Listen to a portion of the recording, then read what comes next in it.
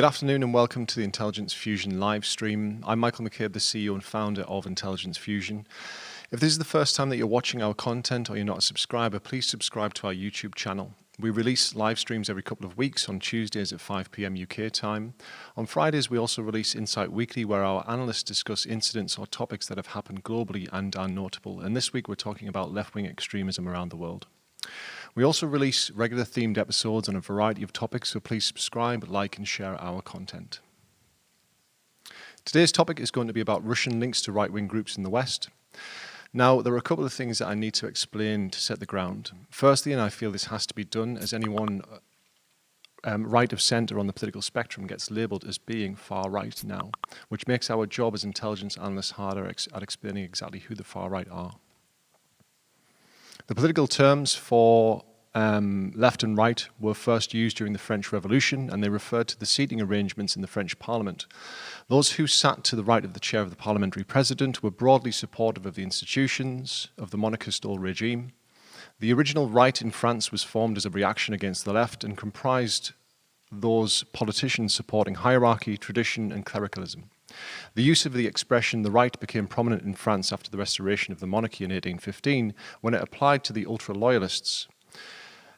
The people of the English-speaking countries did not apply the term right and left to their own politics until the 20th century. So just looking at our slides here, so in terms of the political spectrum, we like to look at it not linearly, but rather as a circle, with the centre at the bottom and the left on the right go from their own versions of libertarianism through the different stages of the extremes and finish with the lunatic fringe at the top. The worrying part of what we're seeing at the moment is that the centre ground at the bottom is disappearing and people are being pushed more to the extremes for a variety of different reasons. So as I mentioned, the perception of far right has become far too broad, causing difficulty in identifying the far right when they appear because the term has been used as an umbrella term for the entire right. In the UK, whether you support the Conservative Party, UKIP, the Brexit Party, or the British National Party, they all get labelled as being far right. Looking at right-wing personalities, likewise, Tommy Robinson is called far right, just as National Action were. Tommy Robinson, I would argue, is a civic nationalist, whereas National Action are ethno-nationalists. Ethno-nationalists believe is defined by language, religion, customs, and traditions or pre-existing characteristics, such as skin colour. A civic nation is in comparison consists of all those who subscribe to its political creed, regardless of ethnicity, race, colour, religion, gender, or language. The second thing I want to explain is Russia's position in the world, which is based on geography. As Charles Clover wrote in Black Wind, White Snow, the rise of Russia's new nationalism, geography pitted Russia with its enormous steppe lands and harsh winters against the preeminent sea powers such as Britain and later in the United States. Anti-Bolshevik writers such as Nikolai Trubetskoy argued that Russia's exposed geography and vastness meant that its rulers have no choice but to focus on securing its territory. The situation compels them to think imperially, consuming and assimilating dangerous populations on every border. Likewise, just as Russia tries to push outwards, NATO also tries to push inwards towards Russia's borders. In George Friedman's book, The Next Decade, he stated, "The collapse of the Soviet Union appeared to signal Russia's demise as an international player. While Russia suffered breakaway regions and an economy in shambles, the United States emerged as the sole remaining global power, able to dominate the planet in a casual, almost indolent fashion. But the Soviet collapse gave the United States only a limited time frame in which to drive a stake into the heart of its old rival, ensuring that it stayed down. At this time, however, the effort did not seem worth the risk, mostly because Russia appeared unlikely to emerge from its chaos for generations. Only Eastern European and Baltic states were absorbed into NATO.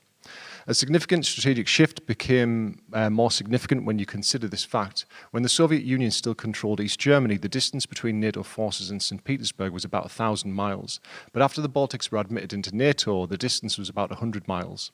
This sense of being encircled, diminished, and encroached upon shapes Russian behavior going forward. Ukraine is the first piece of this puzzle for Russia. Ukraine covers the entire southwestern frontier of Russia and is key to the Russian national security. For the US, they tried to create a regional balance in 2004 with Ukraine as its foundation, with the clear intent to include most of the former Soviet Union countries in this counterweight to Russian power.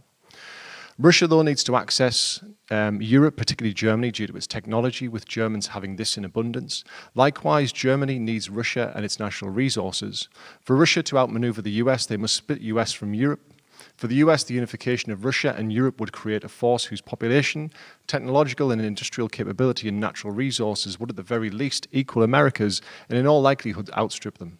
This is why the US forms such a close relationship with Poland, which is strategically placed between Russia and Germany.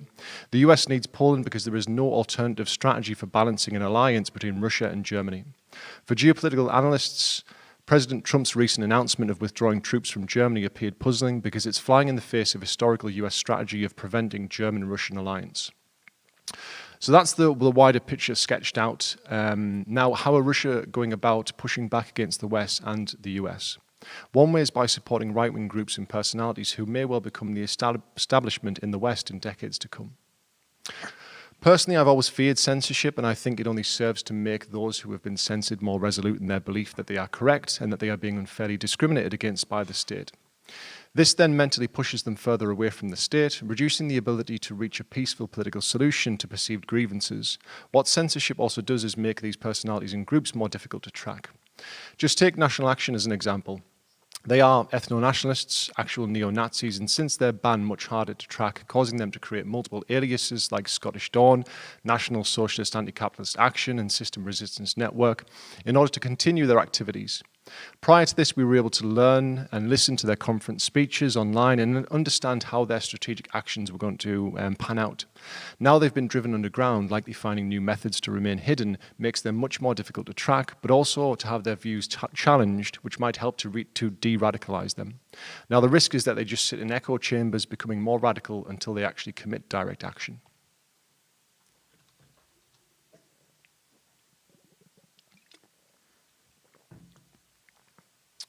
On the issue of free speech, another right-wing personality who has had a highly publicized battle with the state and social media companies is Stephen Yaxley Lennon, also known as Tommy Robinson.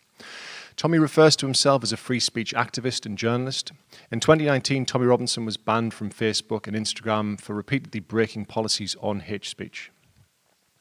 In March 2020, he then moved to Chinese-owned TikTok, and within a month his profile was removed.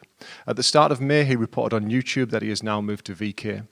If you've not heard of VK, VK is a Russian social online media company and social networking service based in St. Petersburg.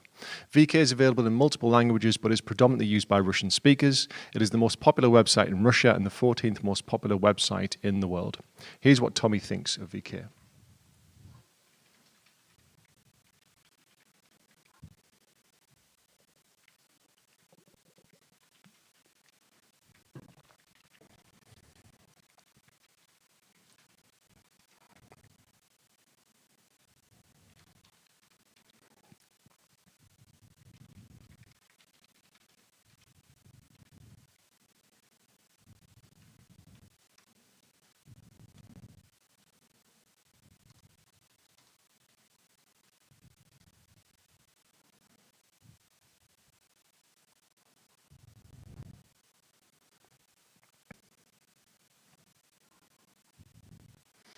The issue with censorship, you can push people out of your own sphere of influence and into somebody else's.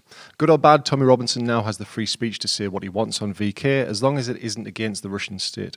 He will also encourage his followers to join VK, which will become a website outside of the control of the British state, unless they ban it in the UK, which is possible. However, by banning VK and then the social media community that is built amongst the right, they will then further perceive this as evidence that they are being singled out for persecution by the media and authorities above all other ideologies. And if the right feel there is no room for them politically, not even to air their grievances, all they have left is either silence or direct action. Britain First are also moving to VK following bans on Facebook, Twitter, Instagram, YouTube and TikTok. The group stated, fortunately there is a social network that supports free speech that patriots and supporters are flocking to. Both Tommy Robinson and Britain First have been to Russia. Tommy Robinson gave a speech in February of this year as a guest of the editors of Komsomolskaya Pravda publishing house.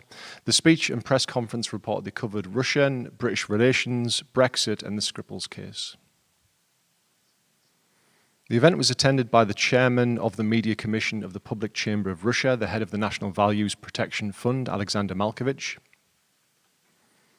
Foreign Policy magazine described Malkovich in an article from July 2019 titled The Evolution of a Russian Troll as part of Moscow's efforts to create a concert of chaos around the globe.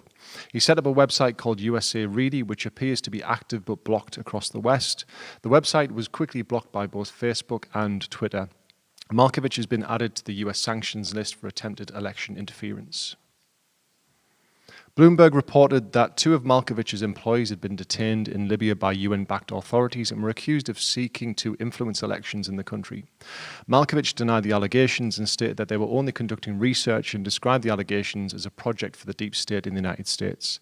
The topic of the deep state is something I could expound on, but it would take too long and would involve bringing in conspiracy theories, the Q phenomenon, and without doubt is a topic that hostile foreign states are using to sow discontent. In Tommy Robinson's speech in Russia, he spoke about the following.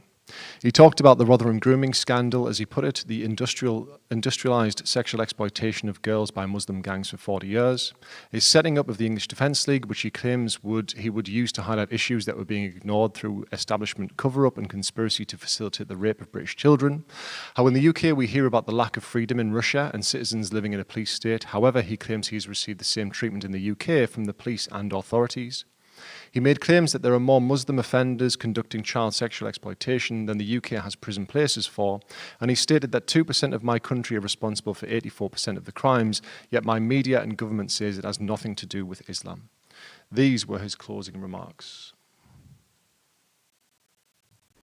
Now, I know my speech has gone on for a while with details. I want to finish in it on a message to the MPs and to big tech. I want to reiterate the words I gave in 2010. If politicians aren't going to stick up for us, we will make them, because we will cause so much fuss and so much noise, they're going to have to listen. We will not back down or be beaten into submission. We don't care if you call us racist, we are coming anyway. We're going to continue doing it until someone listens. A society that cannot defend its children has no future. I want to thank you all for taking the time to listen to my presentation.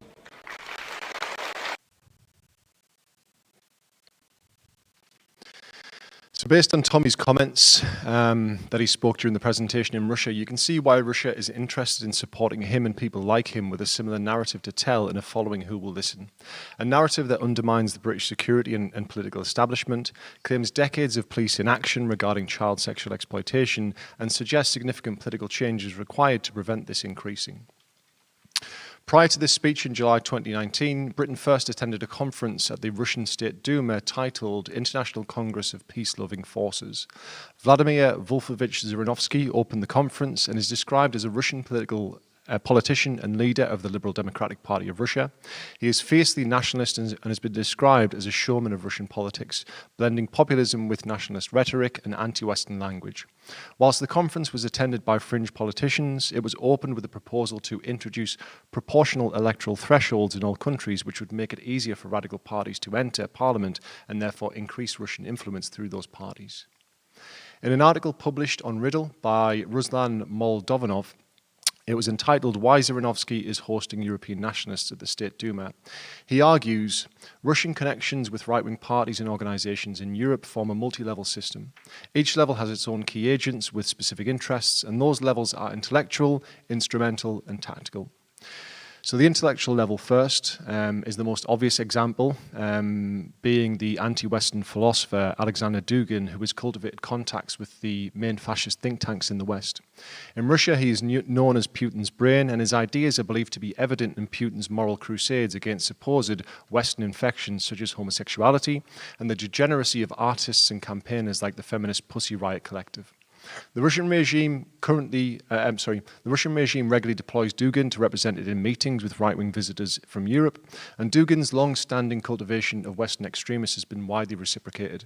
He's become a cult figure for many of them, including former KKK leader David Duke, and Richard Spencer, who actually coined the term alt-right, even married Dugin's English translator and promoter in the US, Nina Kupraanova.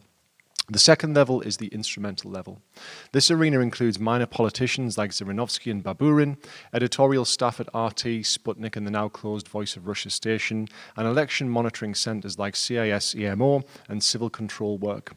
The Kremlin uses European right to legitimize elections and referenda in regions of the former Soviet Union with pro-Russian separatist movements such as Transnistria, Abkhazia, South Ossetia, and Crimea.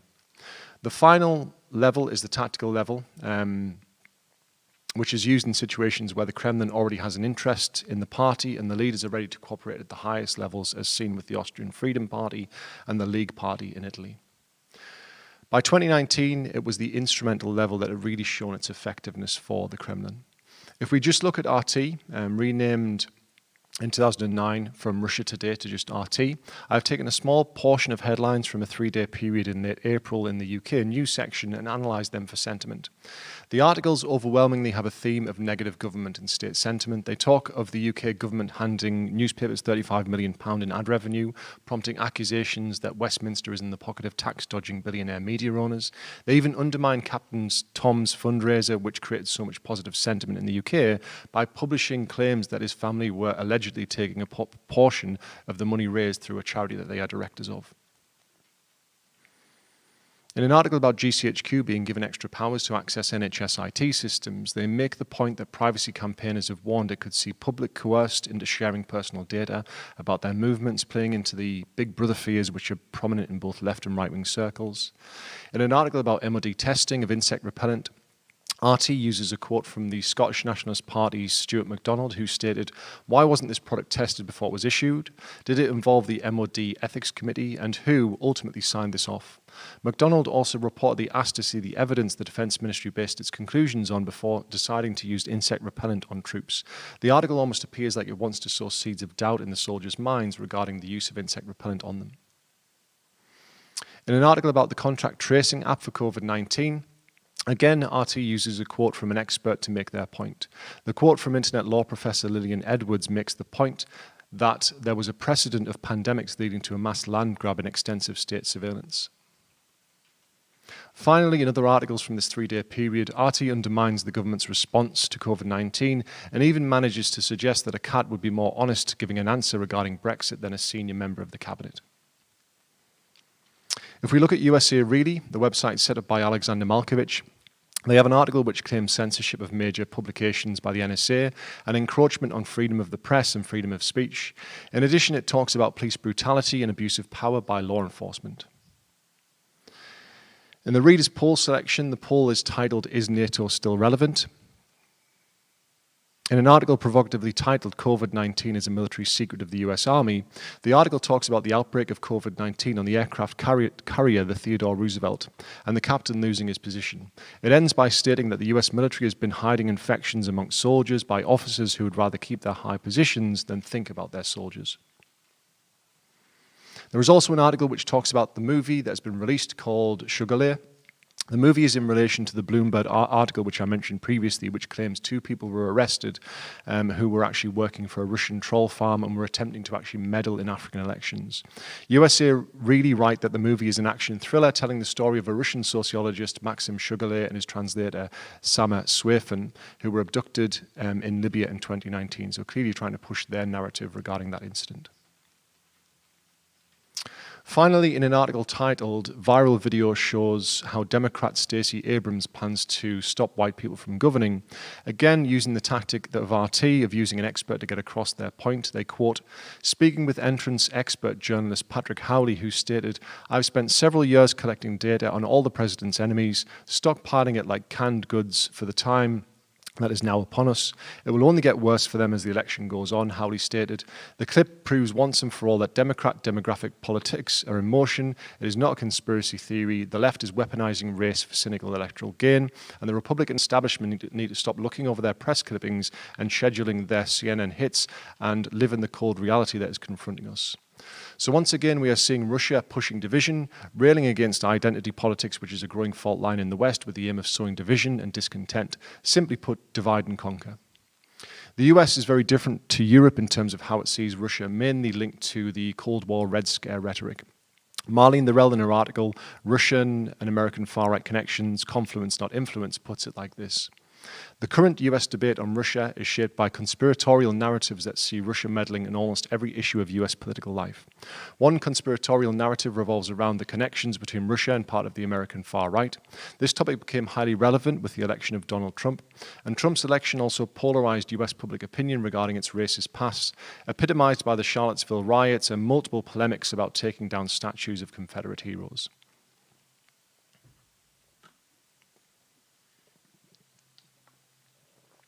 She contends that Russia's soft power in the United States and its links to the US far-right demonstrate a confluence of interests rather than an influence on US public opinion.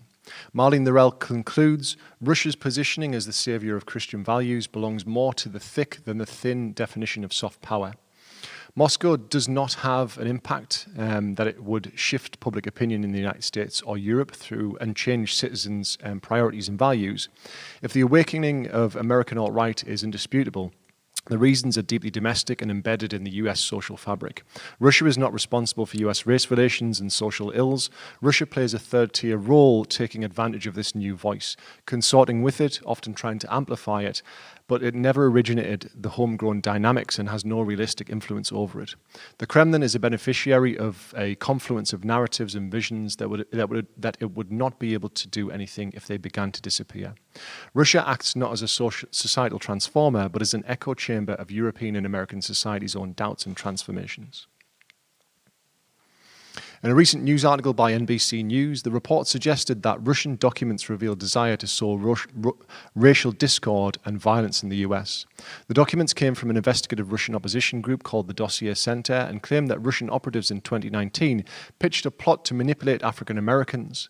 One proposal NBC reported involved recruiting African Americans with criminal records and giving them combat and sabotage training at camps in Africa and returning them to the US. Another proposal would encourage African Americans to push for an independent statehood in the South.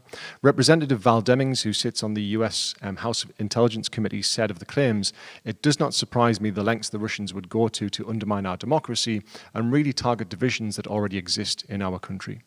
So in the media, Russia is actively undermining the West, and in politics, they are forging relationships with right-wing political parties.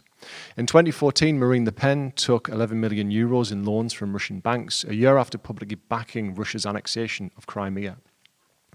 In October 2018, at Moscow's Metropole Hotel, BuzzFeed alleges attempts were made to channel millions to Matteo Salvini's Lega party through funneling money from oil trades between countries.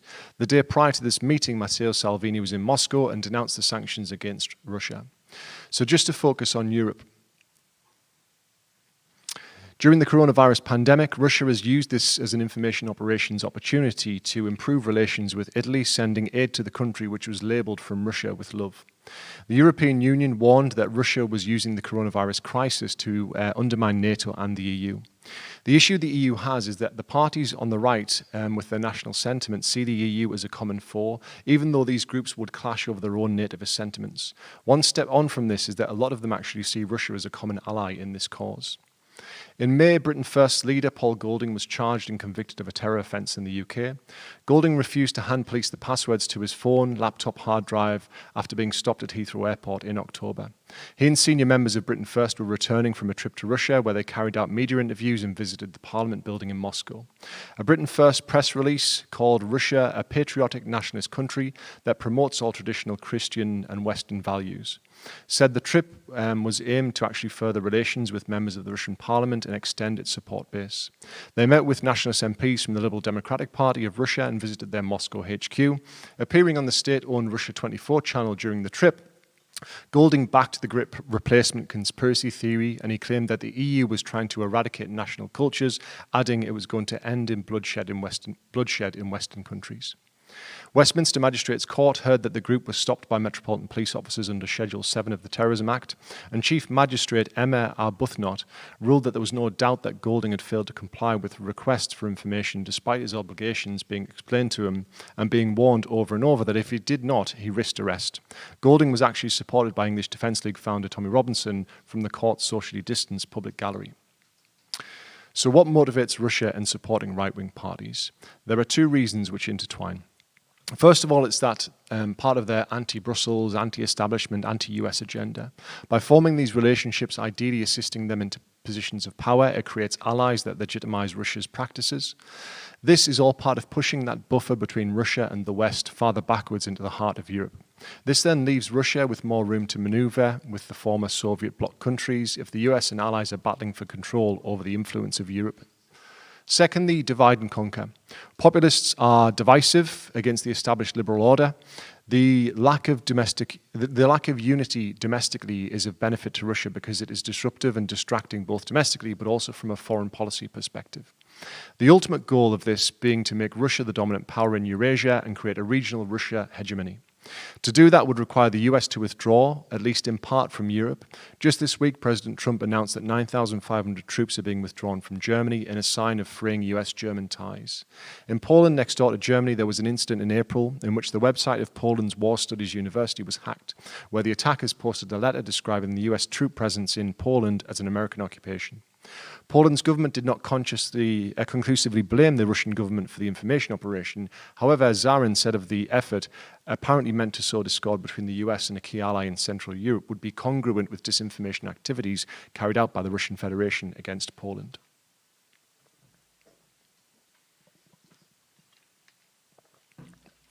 So what does the future hold? Right-wing parties have gained significant ground in the West since the 2007 and 2008 financial crisis. This is not just down to the economic impact, but a range of issues, including overreach by the European Union, mass migration, rising levels of criminality, as well as scandals like Rotherham. From an economic perspective, off the back of COVID-19, the world is heading for a global recession and possibly a depression. This will only serve to increase support for right-wing political parties. If it also serves to increase support for left-wing extremists and Islamic extremists, it will only make the situation far worse. The West also needs to be more effective in enforcing law and order, which is also playing into this narrative. The New Year's Eve violence, which has become a regular event committed across Europe, is predominantly committed in areas with high levels of migrant populations. Just in the past few days in Dijon, Algerian and Chechen gangs have been attacking each other. In amazing scenes, large groups of men carrying and firing weapons as well as knives and machetes attacked each other. In scenes that look like something out of a conflict zone and has resulted in the army being deployed in order to deal with the growing violence. All of this plays into the hands of the far right and Russia. We also have to note the impact of COVID-19 and what it is having on the right. The Australian Security Intelligence Organisation in a recent briefing stated that COVID-19 has reinforced the extreme right-wing beliefs in the collapse of society. They stated, right-wing rhetoric is potentially reaching an unprecedented audience who are stuck at home, increasingly socially isolated and spending time online because of the pandemic. COVID-19 restrictions are being exploited by extreme right-wing narratives that paint the state as the oppressive and globalization and democracy as flawed and failing. We assess the COVID-19 pandemic has reinforced the extreme right-wing belief in the inevitability of societal collapse and a race war. This is likely replicated across Europe and the United States, and with the George Floyd fallout, again, this is feeding into that right-wing narrative. Part of the issue the West has is its rapid change in the culture over the past couple of decades. I read an interesting thread on Twitter by Matthew Goodwin, who stated that Britain's statue wars have become a proxy for our deeper values divide, which we also saw with Brexit.